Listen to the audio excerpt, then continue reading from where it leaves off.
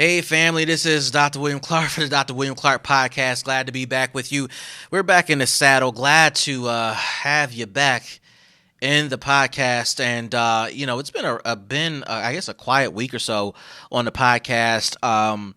It has been so much going on in the news, obviously, with things flaring up with George Floyd and everything else around the country. And like so many people, I have been at a loss for words and just could not find the words to share my own thoughts and feelings. I know what I felt. I know what I feel even today. But if I'm just honest with you guys, I just could not find the words to say, to articulate and express what I've been feeling, what I've been thinking, and what I've been observing over the past couple of days. I'm not sure that I'm in this space to find my words. But what I will say is that there's so much activity right now that's happening in our communities, and there are so many people who are trying to figure out what to do, what to say, what can be accomplished during this moment. And I too have a lane that I specialize in that will be my response. And I think, ultimately, I think there's more to say at another time. But I will say, as a short story or short version, that my lane in terms of response to all this is exactly what I'm doing now. That is to inform, educate, and open doors for people of color, people who are of minority groups, to not only have a voice, but also to have influential positions to make change possible within their communities. And without opportunities to do that, it becomes extremely difficult for any person of color to do anything significant. And so I know my role is in that lane. At my church, when my most recent sermon preached about that, and we're going to have a whole series on this. This podcast is dedicated to educating nonprofit leaders, entrepreneurs, and etc. And for those who are minority leaders who are launching nonprofits, this is for you. This podcast is for you, so you can be educated on not only how to launch your nonprofit, but how to fund it and how to get it to a place where it is sustainable, it is viable, it's capable of shaking and moving things in your community. When your nonprofit is funded, you can make change happen. When your nonprofit is funded, you can make change happen. So, with that being said, I do want to get to the topic at hand today. I want to respond to a question that I got, and I did respond to this question in the Nonprofit Fundraising Strategies private Facebook group. If you want to join that group, go ahead and submit your application. Just go ahead and agree to the rules of the group, and someone will let you in shortly thereafter. It is the Nonprofit Fundraising Strategies group, and while I'm at it, we have relaunched our Teachable platform, and it is called the Nonprofit Fundraising Strategies Academy. Glad to have you there. Go ahead and go to mysixfigurefunding.com, elipatrick.com. There will be a nonprofit fundraising strategies.com or some variation URL for that coming soon. But just go to elipatrick.com, mysixfigurefunding.com. It'll take you directly to those sites, and we'll be glad to bring you into the Academy, our online learning platform where we talk about all things fundraising for your nonprofit. But here's the question. Can you speak a bit about the legal structure of an earned income project? Specifically, what are the tax liabilities? And this question, the context of this question comes in a form or from someone who's exploring or trying to explore how can nonprofits earn income, create businesses, etc. So there are a couple of things I want to share with you. Number one, I think it's important for you to know that before I share my thoughts, a lot of what I feel and think about this topic can be captured in my book, Sustainable, How to Sustain a Faith-Based and Nonprofit Organization. In that book, I talk about the infrastructure one needs to create an earned income culture. It's cool that nonprofits want to launch earned income projects and businesses, and it is the popular thing to do these days, and I certainly believe in it. But in order for it to be successful, there must be a culture within your organization to sustain it and to embrace it. It's not enough to say we need new revenue, diversified revenue. We need more money to do great things for our community. That's cool, but do you have the culture? Do you have the infrastructure? Do you have the business practices in place to make it happen? If your nonprofit is still led by people who think with a nonprofit mentality, which is cool, but they don't have the entrepreneurial mentality, the mentality of someone who's looking to not only just make a quick buck to break even, but also make a buck to get ahead and make a profit, then your business the business itself, the earned income business itself will struggle. It's not enough to get funding and support for what you're doing. You got to have the infrastructure in place, the culture in place. And so this is why I focus on the culture, the business practices, etc. What you need to be thinking about when you're launching a for-profit entity for your nonprofit or for the benefit of your nonprofit. Now, there are various structures a nonprofit can pursue in response to this opportunity. Number one, you can pursue a separate LLC with the sole owner, majority owner, or the partner of the LLC is the nonprofit itself. It could be not a part of the umbrella. It could be totally separate. This is a totally separate project entity that is wholly owned or partially owned by the nonprofit. The second structure that you could pursue is an umbrella LLC, umbrella organization, corporation that is under the auspices of the nonprofit. For example, the nonprofit is the chairman. The nonprofit CEO is the chairman, the chairman of the board of that for-profit entity. That is quite popular amongst nonprofits. And then the third structure is the business entity is not separate, but is operated by the nonprofit, and it does not have a separate structure. Now, the number three, this third option, where the entity is operated by the nonprofit, you got to be careful about the amount of revenue you generate, because once you cross a threshold, and some believe the threshold is literally 50% of your income. If your revenue is 50% of your total revenue and the revenue is non-program related, then you may run the risk of losing your tax-exempt status, which means that option 2 or 1 might be a cool idea for you to explore, okay? Now, with that being said, all these options are available to you, and they all come with their own tax implications. As I say to my clients and my students, my thoughts are legit, and I've seen and practiced these things real time. But I strongly suggest you talk to a tax professional and an attorney to help you shape this accordingly. You want to make sure you're doing it legally and appropriately. But once you get all that set up, then you got to go forward, right? There are various tax implications that exist for either option, and so that's something that you got to consider. And so once you figure out which one is for you, then you move forward. Now, the bottom line of these structures, it doesn't matter which one you pick. I think it does matter which one you pick, but for the sake of this podcast, I rather you pick a structure, make adjustments, along the way on the journey. And the only reason why I'm saying that to you now is because, yes, we can deliberate on which structure is important, but what's more important for me to see you do is for you to take action. It's more important for me to see you do something about your revenue structure and your revenue diversification than for you to sit there and not do a thing. Because what we do in the nonprofit world is we will deliberate about simple things and really miss the boat on what can be done, what we should be doing, what we can do. And we deliberate on things that are super simple and irrelevant to the big picture and miss the boat of taking massive, significant action that actually matters. Okay? We can argue till the cows come home at the next board meeting about what structure to take. Listen, get a professional in here. Allow that person to tell us the good, the bad, the ugly of each option. Pick one. And here's the thing. The bottom line also is for you not to be scared to pick an option. You're not going to have the perfect storm, the silver bullet that says this option is the best one. Pick that. You're not going to find that. It's important for you to pick one that makes sense, have your board vote on it, and the majority wins and move forward. What's more important is that you launch the business, that you accelerate the growth of the business. It's important for you to move the business forward. If you're not moving the business forward, then it doesn't matter what structure you have. If you don't have no revenue coming in, it doesn't matter what structure you have. If you have no sales, it doesn't matter what structure you have. If you're not benefiting your customers with this new venture, it doesn't matter what structure you have. It only matters when you start making money. It only matters when you start generating revenue. It only matters when you start doing stuff different. So I'd rather you focus on picking the structure, adjusting along the way, and then figuring things out.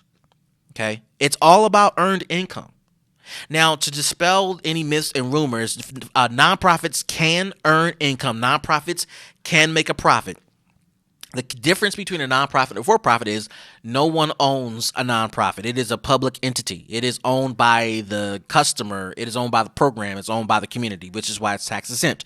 Therefore, if there's any profit left over money at the end of the fiscal year, it doesn't go to any particular shareholder. There are no shareholders in a nonprofit. In fact, the money goes back into the organization. It goes back to programs. It goes back to building up infrastructure. You must reinvest it within the company.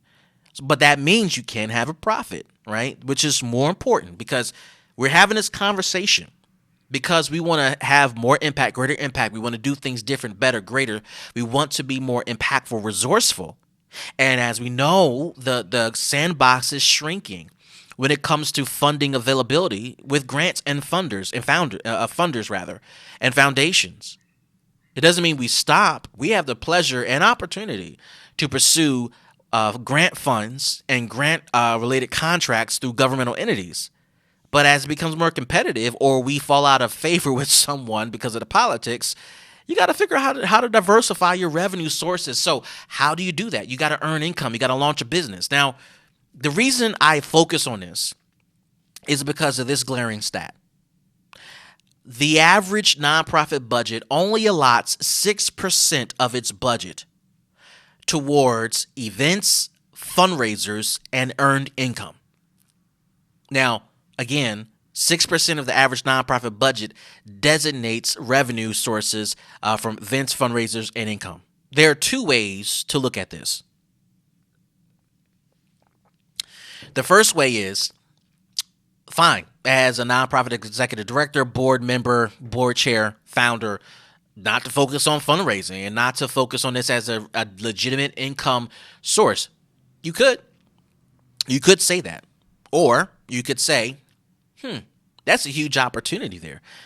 What if we got that 6% up to 10%? What if we got that 10% up to 20?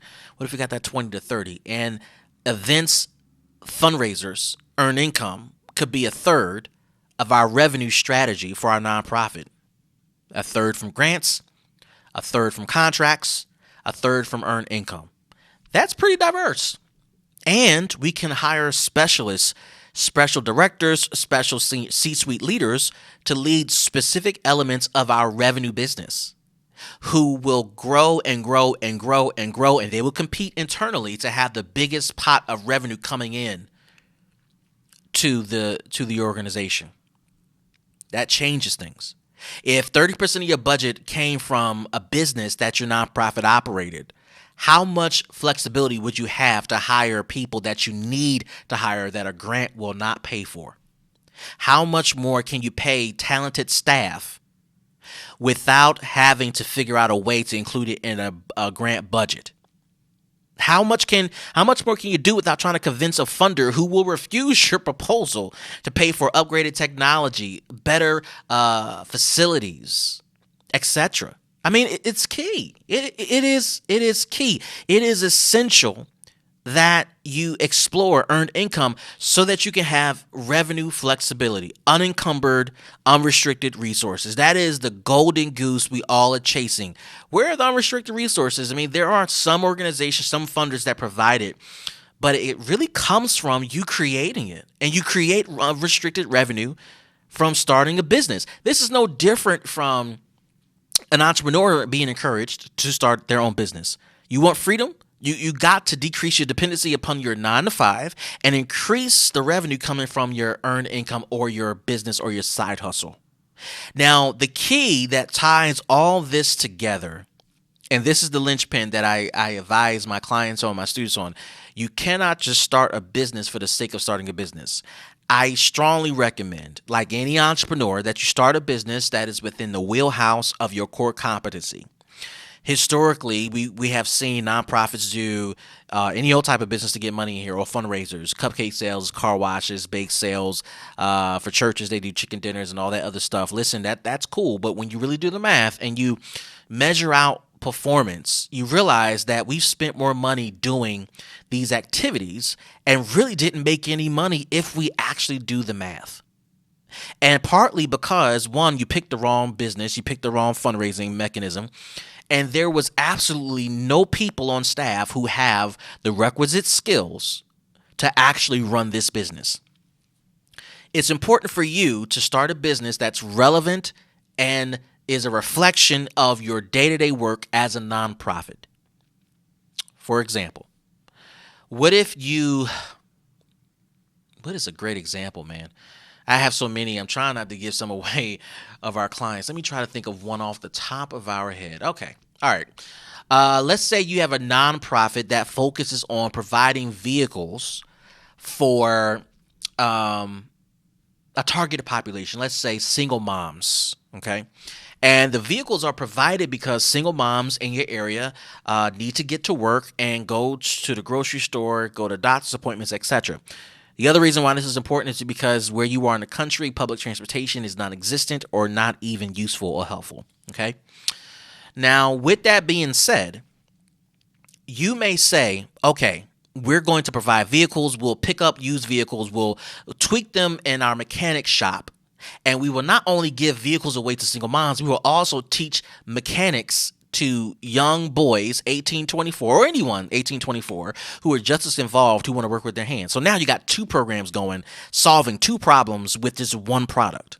And let's say you're doing quite well. You got a workforce development entity going. Funders love you. Customers love you. The community loves you. Then you hear Dr. Clark say you should have an earned income strategy. What do? Tell me, what should you do? What should be the earned income strategy? It's during these moments where people say, well, let's have a cupcake sale. Or let's have a gala. Or let's have this ticketed event outside. As opposed to those ideas, which are cool, what if you kept acquiring vehicles? And here's the trick. Here's the thing that I love exposing to our clients and students, that your gift, your skills, your desires are literally right under your nose.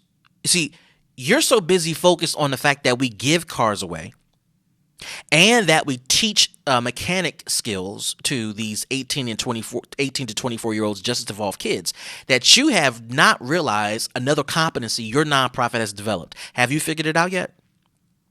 Your nonprofit has developed the skill and ability to acquire cars that are undervalued, that are below market rate, and you developed a mastery, somehow, some way, of negotiating to get these vehicles in your possession. What I write about in my book, Sustainable, is in chapter 2, if I'm not mistaken. I talk about the infrastructure and the mentality you must have when starting a business. It's not about how much you sell your product for, it's about how much you acquire it.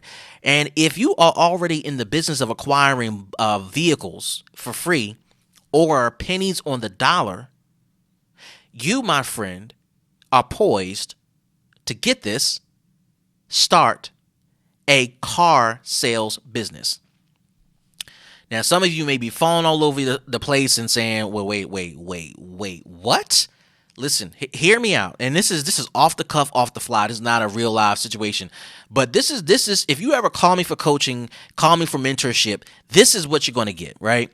You are already serving a community need from mothers who are single mothers who are by themselves, who need to go to work, who need to go to the supermarket, who need to go to the doctor's office and take their kids around safely.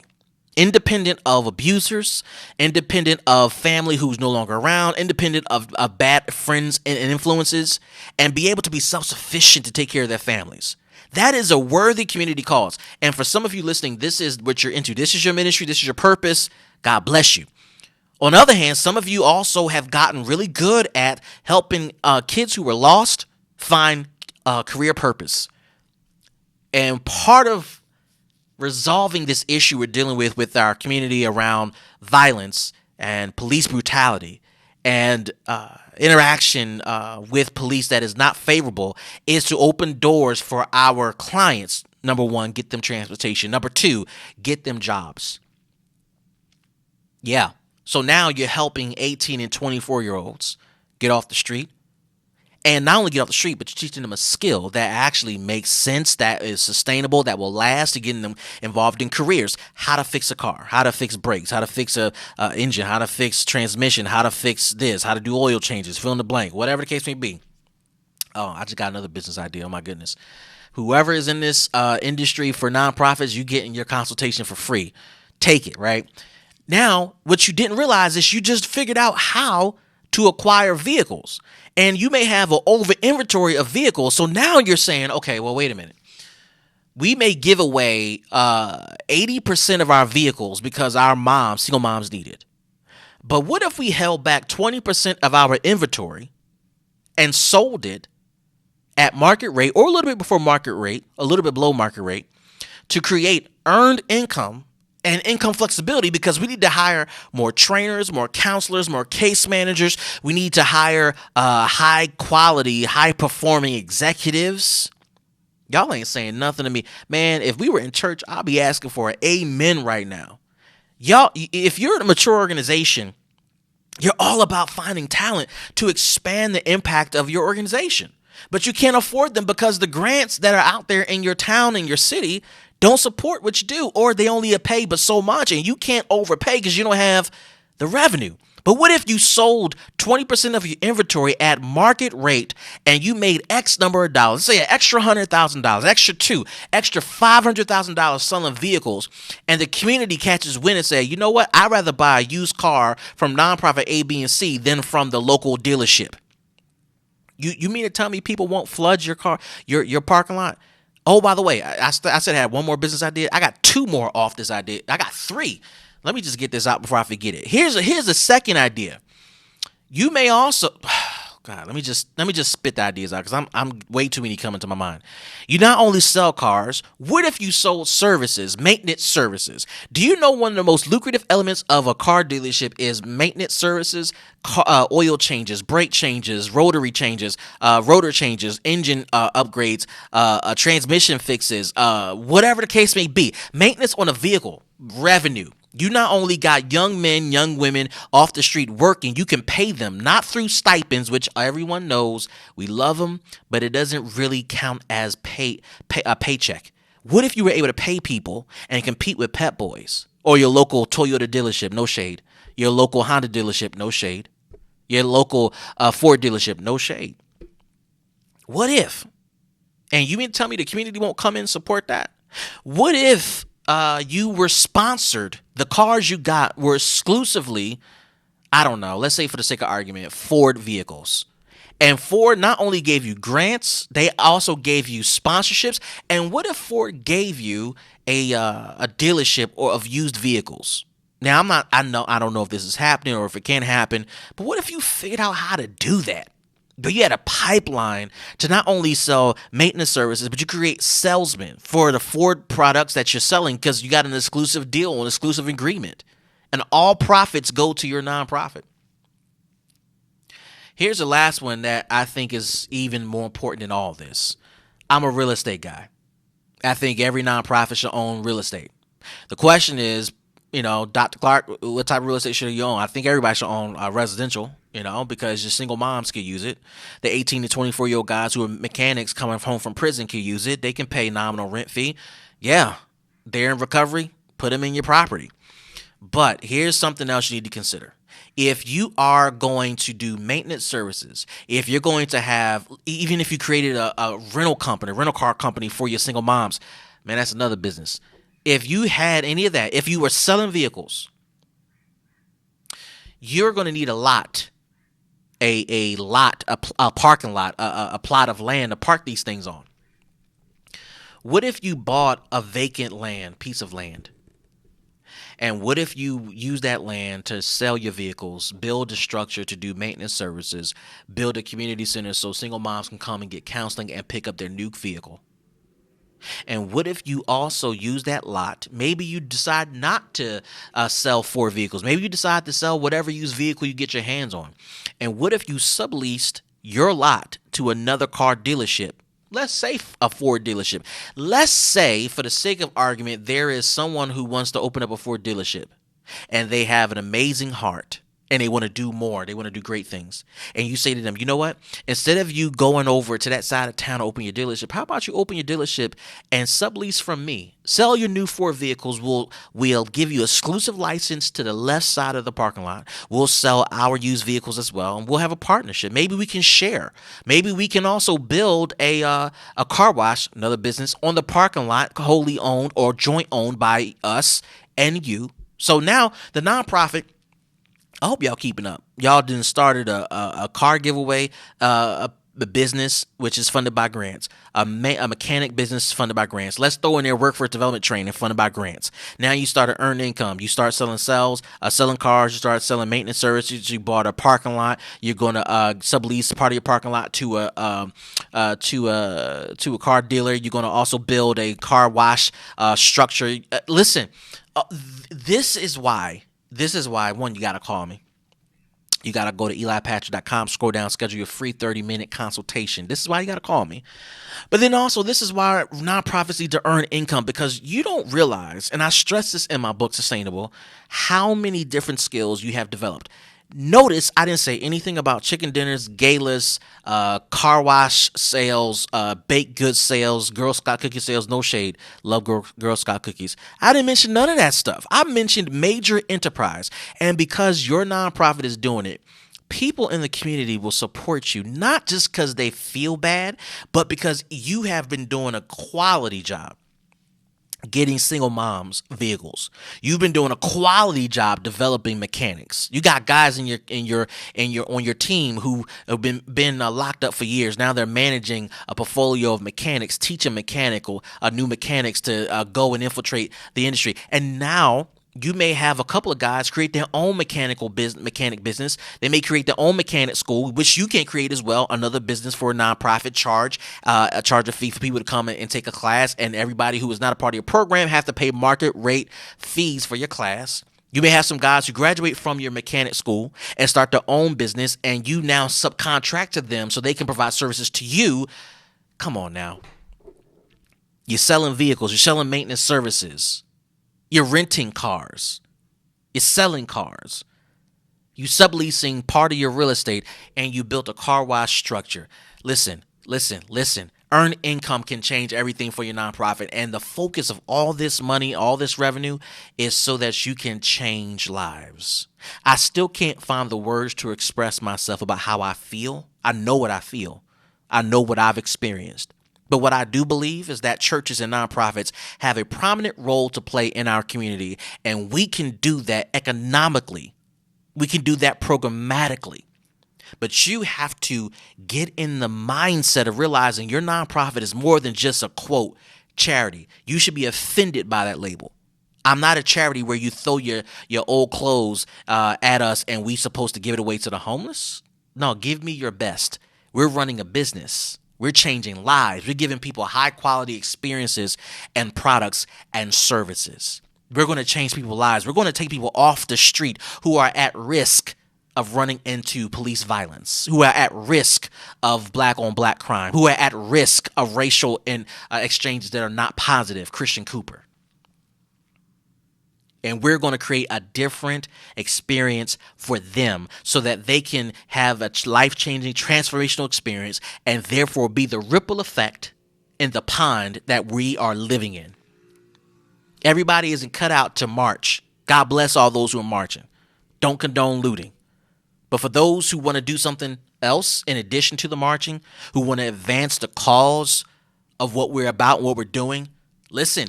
Help your nonprofit earn income. This is why I wrote my book. This is why I studied this, getting my doctoral degree. This is why I spend my time doing this today. This is why I'm doing this. This is why I write about this. This is why this podcast is here. It's here to help you think outside the box. Call me. Go to elipatrick.com or mysixfigurefunding.com. Schedule your free 30-minute consultation with me. If not, if you don't feel the need to, but you enjoyed the content, subscribe. Share this podcast on any platform you're listening to, YouTube, Facebook, LinkedIn, Twitter, and Instagram. Share it. Tell somebody about me. Even if you don't take advantage of it, tell somebody. Spread the good news of this podcast, because somebody's nonprofit needs this. And you never know, somebody's nonprofit, maybe your friend's nonprofit, maybe your nonprofit will be the change your community needs. This is the Dr. William Clark Podcast. We'll see you in the next episode. Peace. Have you ever wondered how large nonprofits consistently generate millions of dollars? Have you ever wondered how to write the perfect grant, or how to successfully manage a grant, or even how to find money beyond grants? Hi, my name is Dr. William Clark, and I'm the creator and instructor of What You Should Know Before Applying for Grants. This masterclass has over 28 modules of training, and it comes with tools, tips, and tricks on how to generate significant money for your nonprofit. Some students have been fortunate enough to build six-figure programs, and others have been fortunate enough to triple their fundraising results because of this masterclass. Whatever your fundraising goals are, this masterclass can help you achieve them. To register your seat, simply go to mysixfigurefunding.com. That's mysixfigurefunding.com, and you'll be taken immediately into our student portal where you can access all of our trainings. You can take the trainings on demand, at your own pace, and at any time. You even can interact with other students and me all online from the comfort of your home or your office. If you want to secure your seat today for this masterclass, what you should know before applying for grants, simply go to mysixfigurefunding.com. Again, that's mysixfigurefunding.com. And I'm looking forward to learning with you and growing with you as you achieve your fundraising goals for your nonprofit.